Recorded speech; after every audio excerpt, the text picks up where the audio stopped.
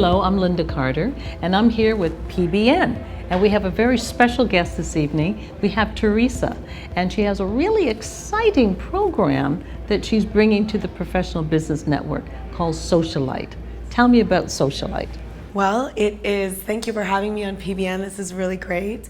Socialite is an event that celebrates Global Entrepreneurship Week. We are one of the largest events for entrepreneurs in Canada. We celebrate entrepreneurship, innovation, and we focus primarily on the triple bottom line of people, planet, profit. People, planet, profit, the new triple P. Good. And we gather over 1,000 small business owners, entrepreneurs, and startups. People flying from around the world. We bring in speakers. We've had people like Sir Richard Branson, Robin Sharma, Bruce Poontips, Seth Godin, and really it's a wonderful celebration of entrepreneurship. Wow, when is Entrepreneur?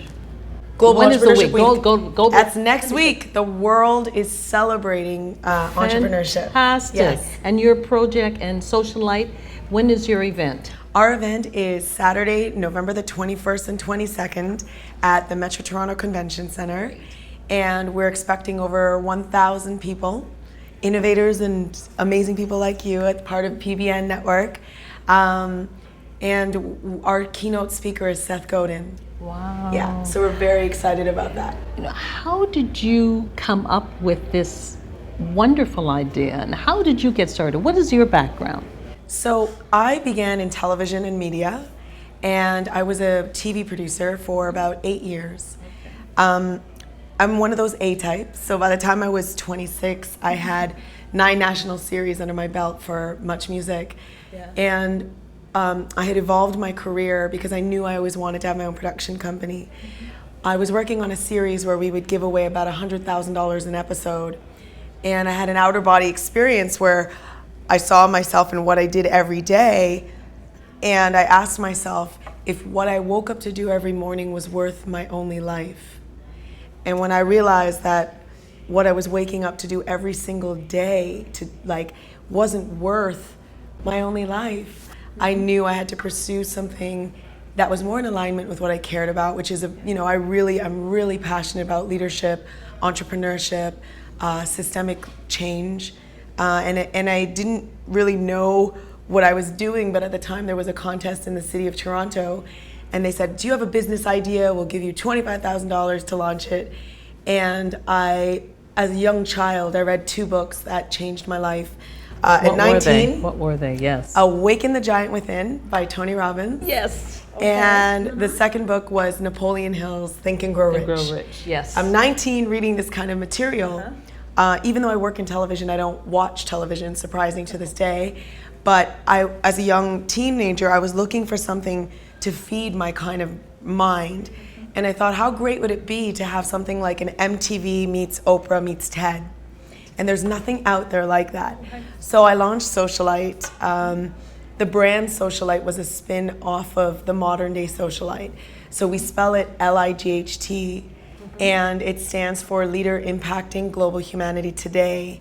So we're saying, imagine a generation where I value you, not because of the name brand on your watch or your shoes, but I value you for the extraordinary human being you are and the impact and contribution that you have on society.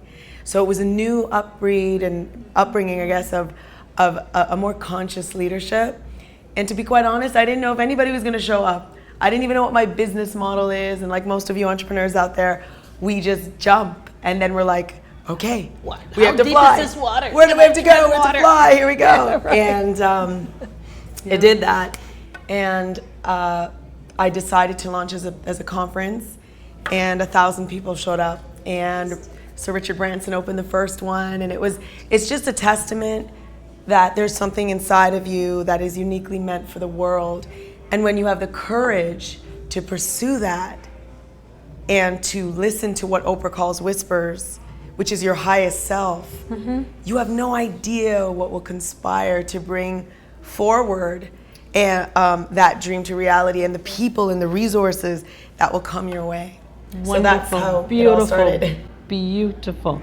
Because you're saying all the things that young people right now, it's like this is what's really important. Yeah. People are important. Life is important. Yes. It's not important what car you drive, your rings, people are important. And I think you're lucky you found that out at the age you did. Because I guess the old model of maybe our parents or grandparents was 40 years and you get a gold watch and you go home and you watch, the news or whatever. People now are finding that they need to live life authentically. And I think that's something that Oprah brought out. You need to live, who are you? But sometimes it takes a lifetime to find out who you are. And that's what I love. I was reading something about socialite and it said to have your tribe. I love that sign because we need, and you can't really do it by yourself. No. It helps if you do have people with you. Tell us about that part.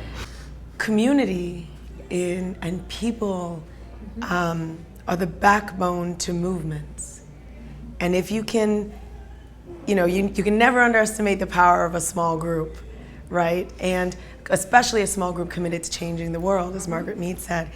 And when you have the dream and then the courage to pursue that, and then more so the courage to say, I need help, I don't know how to do this, where do I go, what do I do, can you help me, Right. I think that makes the difference between the ordinary and the extraordinary.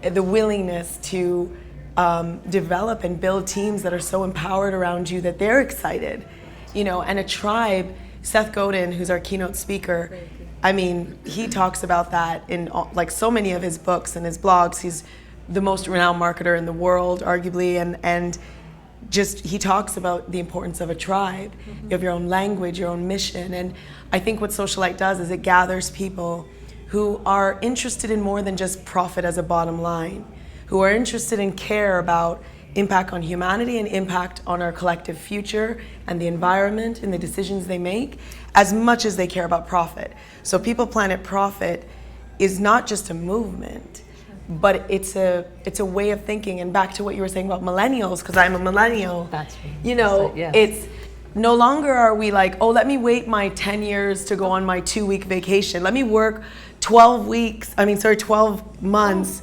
And let me get this straight, you're gonna give me a 1-week vacation? My first job, I took a leave of absence. I said, what? I'm gonna work here, I'm gonna get what? I don't need to be paid. I need to go to Bermuda for 2 weeks, forget that. It's so true, to live your life and not be afraid to do it. But it's fear, it seems like, I almost wanna say parents instill a lot of fear. Fear of flying, jump, learn. You'll learn on your own. You might get a few hard knocks, but you will learn and you'll get up and you'll do something different. Well, it has not been an easy journey, and I think a lot